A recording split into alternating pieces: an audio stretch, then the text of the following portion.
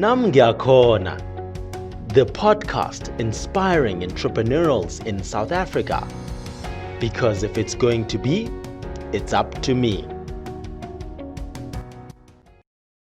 Or there's a chance that I'm going to fail, and that's okay. I'd rather at least try. Business and entrepreneurship and is all about service. So I think wherever you're in a position where you can cheerlead someone else, always take up that opportunity.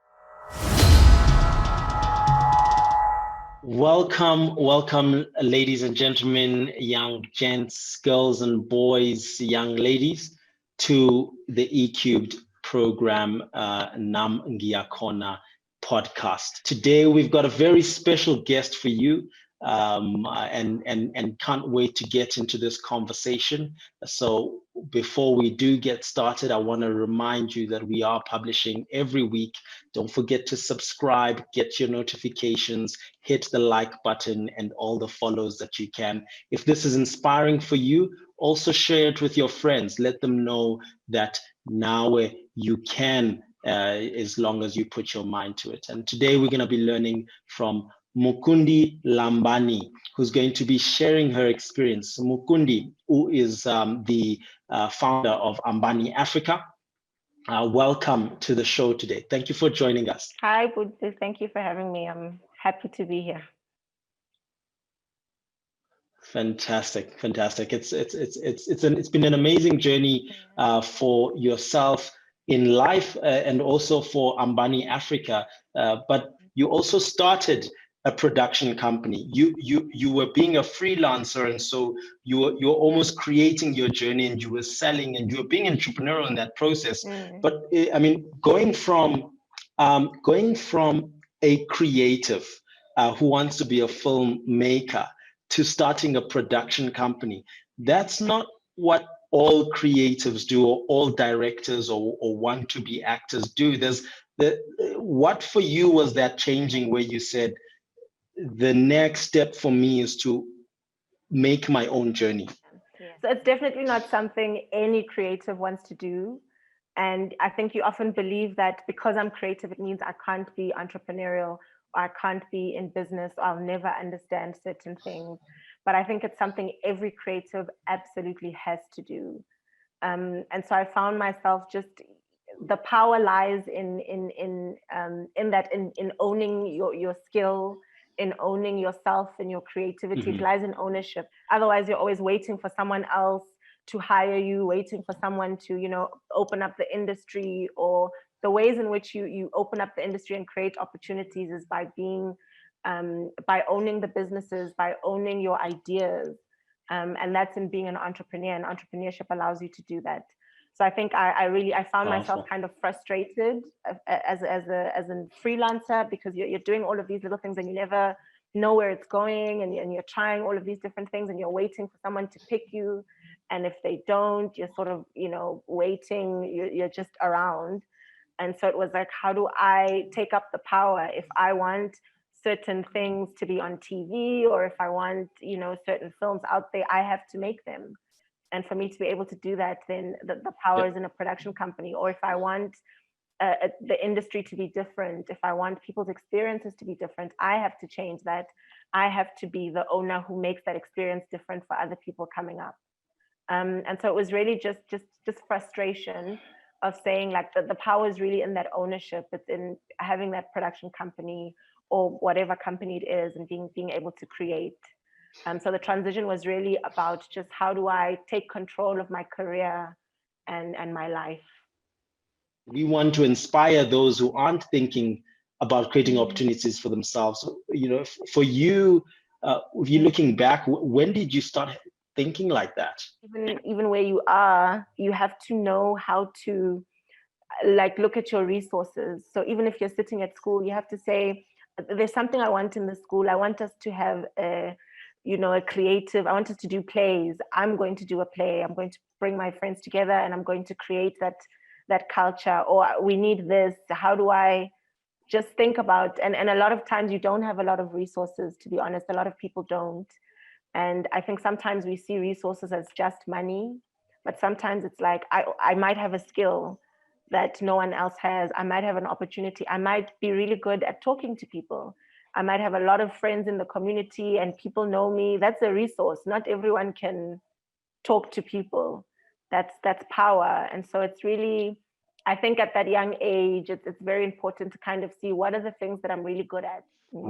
Powerful aspects. I mean, a lot of things to dig in there, because you decide, you saw that, through plays and just in your community, that you can create things and people can enjoy them, and by using the limited resources that you had, but the most powerful one is yourself. Number one, self-belief, and number two, like the skills. And you mentioned how these are building on each other. Were you always someone who believes that you can do something if you try? Do you remember a time when you thought you couldn't do something? Oh, all the time. How did that grow for you? Yeah. I mean, I still have it. They call it imposter syndrome. I still walk into like some spaces and I'm like, oh, I don't deserve to be here, and everybody's going to see that I'm not smart enough or rich enough or good enough. But I think the thing is, you do it anyway. You'll never walk into any space and feel like, and I'm sure even powerful people have that. You'll never go anywhere and feel like, yeah, I've made it. I deserve this. I'm here. I don't think anyone feels that. So it's about being able to do it anyway, even if you're scared, even if you're like, I'm not sure that I'm going to get this right. I don't think I will, or I'm going to be wrong. It's about saying there's a chance I'm going to be wrong, and that's okay. Or there's a chance that I'm going to fail, and that's okay. I'd rather at least try. So I think if you're waiting to like fully believe in yourself, I don't know if maybe it happens for other people, but I don't know if there was ever a time where I was like, I'm the greatest and I'm doing this because I'm the greatest. There was never ever that. It was always just like, this is something I feel passionate about and that I want to do, and I'm going to do it, and I'm scared. And I don't know that I'm going to achieve it. I don't know that I'm going to be the best at it, but I'm really going to try. And I think it helps sometimes. It helps to be scared, and it helps to not fully like think you've got it all together, because then it pushes you to just to try even harder and to work harder, because you know that I can't just decide I'm good at it. I actually have to work at it. And so that little bit of fear, it just pushes you to try even harder. So I don't think you must shy away from it, or you must feel like the fear is going away, or because I'm scared it means I'm not supposed to try. That's definitely not the case.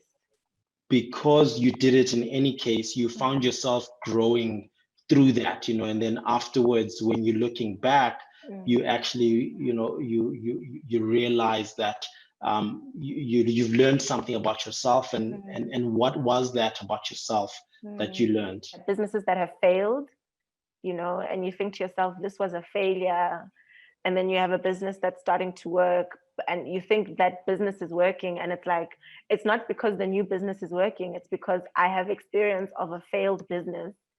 That's why this business is working.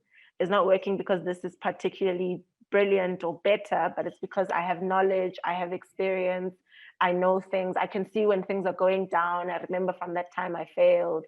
So every single time, and the only time I've felt bad about something is when I haven't tried, or I haven't taken an opportunity, or I haven't said something, or I've been in a room and I'm like, I should have spoken up. I think that really can really eat at you, versus I tried, I did my very best. It sucks because it failed. It's not nice to fail, but I'm not. Another thing is that you build the same way you build trust in and with others, you build trust with and in yourself. And even though no one knows, if you sit in a room and you're like, I need to say something, and then you don't say it, you have disappointed yourself. And you know that you disappointed yourself. And so that speaks to your relationship with yourself. You trust yourself less, right? And every time you speak up, you're like, but I spoke up that last time. I can trust myself. And so you're constantly building that relationship with yourself. And if you disappoint yourself, you'll be okay with other people disappointing you. you'll get used to disappointment. But if you set a standard to say, I won't even disappoint myself, when I say I'm going to try something, I'm going to try it, then in life, then nothing else, you won't allow anything else to treat you that way either. Yeah. Powerful. So in order to do things and to progress and to know that you can, you first yourself have to believe and you have to act in according to that. And I loved what you said about how if you didn't do anything, then and you were scared, and to whether that was in high school, or whether that was when you were being a freelancer, or whether that's now in business, but whenever in the past you didn't do something, actually you were stealing from yourself a lesson. So there's when you overcame that fear of not acting, you ended up realizing that actually you building confidence in yourself, and you building trust in yourself, and you also building these skills. So I don't know what for you, how that click is, what pushes you over the edge, because I know many people who can go through their whole lives second guessing themselves, doubting themselves, and never taking action on their dreams. But for you, you made a connection that this is bad for me. This is worse for me than trying and looking bad. Why is that important for you? Why did that click? Why should other people think differently about their failures, and what pushes you beyond those tough times when you doubt things? Yeah, I love that you said stealing from yourself. That's such a great phrase. It sounds awful, but that's what it is, right? It's that you're stealing from yourself, and if you can steal from yourself, anyone can steal from you. Anyone can say anything, anyone can be anyway, and take from you. You're just so I think that was the connection for me. The connection was that I have to just not steal from myself. I have to be for myself what I'm expecting the world to be for me. I have to set that tone and that standard, and then that's how I'll be in the world. But if I'm just if I'm treating myself this way, how can I expect anyone and anything and any opportunity and any job, and how can I expect anything to treat me better than what I treat myself? In your business and in the work that you've done, I know you've raised lots of funding for filmmakers and creatives to travel the world, and you've been serving your community, even hosting a play, that's serving your community. Is that something that you think was natural for you? If you look back to some of your friends when you were young, if you look at your family, at your community, is that something normal? For you, should we all serve our community? Are people serving their community? What do you think about that reflection? Yeah, that's really, I always, and there's times where I work with entrepreneurs, and a lot of time people will think like there's a difference, or people will be like, I want to start an NGO to serve my community, and they almost believe it's the opposite of business. But I've actually found that that's exactly what business is. Business and entrepreneurship and is all about service. It's all about looking at wherever you are, whatever community you are, and saying, I've identified this problem. It's not, I came up with this brilliant idea of this great app. It didn't start there, right? It starts with, actually, this is the problem in my community, and the solution could be many things. It could be an app, it could be a teacher, it could be a class, but my focus is always in the problem. And I think that's really what anyone who's doing anything in their communities, anyone who's running an NGO, running a business, you're always looking at the problem and saying, this is the problem. How do I contribute? How do I find a solution to that? What has been your experience around, support and having cheerleaders in a way? Mm-hmm. It's so important. I mean, a lot of things are difficult, but business can be really hard and really lonely. And you're kind of going against the normal path. And a lot of times, families might be like, this is risky.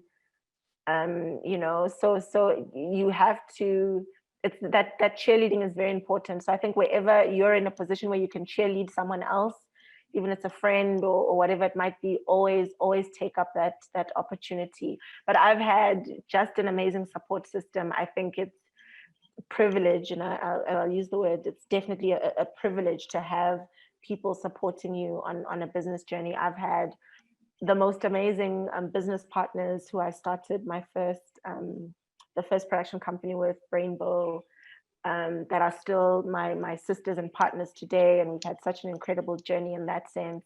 I've had just the most amazing family who, even when they didn't understand what I did, even when I was like, I'm going to be an arty filmmaker, and they were like, okay, but they were so supportive, and they would show up, and they would, we'd have an event and my family would be there cleaning up afterwards. And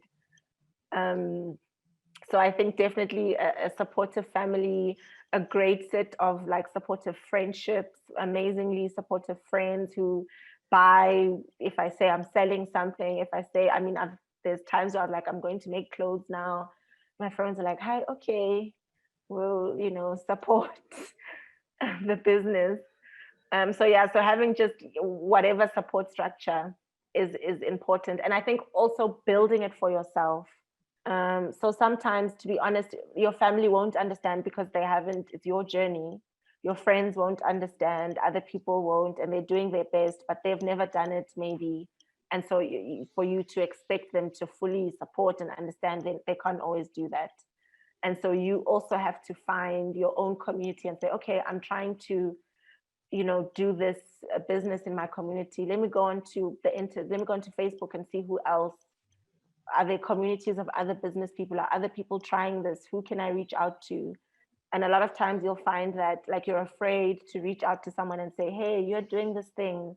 I'm also trying to do this thing. And a lot of times you're like, oh, I'd love to, like there's people who reached out to me and I'd be like, oh my gosh, you're asking me questions. Let me answer and help you because I have questions. And, so it's also about like, if you're trying to do something, find your own community, build that, find other entrepreneurs or other people around who are also trying to do that. And then you can share, you can say, yo, I tried this thing, it failed. They'll say, that happens, try again. If you were looking back to when you were in high school, and looking back to the journey now, so if you imagine your 16-year-old self, what would you say to them if they were here in 2020, and you want to wish them all the best and give them, just some parting words about being entrepreneurial? Yeah. So, it's never, I think at 16, I really thought like, if I'm not making it now, this is the beginning and the end of life. And then I've gotten to live so much more other lives. I've changed my mind, done something else, tried something else. So it's to say, I think just try. Don't feel like just because things are the way they are now, that's how things are always going to be.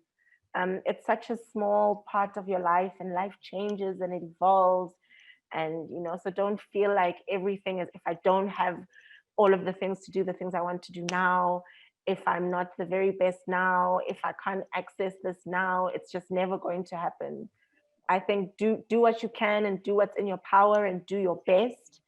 But know that whatever however things are now is not how things are for forever. And so just plan and prepare for the way in which you want things to be. And do just the small steps that you can make such a big difference. Like you're not going to do it all in this moment. There you have it, ladies and gentlemen, boys and girls, ladies and gents. Mukundi, Lambani, thank you so much. I think those are very powerful thoughts, insightful reminding us that I too can. And if it's going to be, I have to be the one who does it. Literally, it's up to me. Stay inspired and be entrepreneurial. Follow us on social media and find us on WhatsApp. Nam ngiyakhona.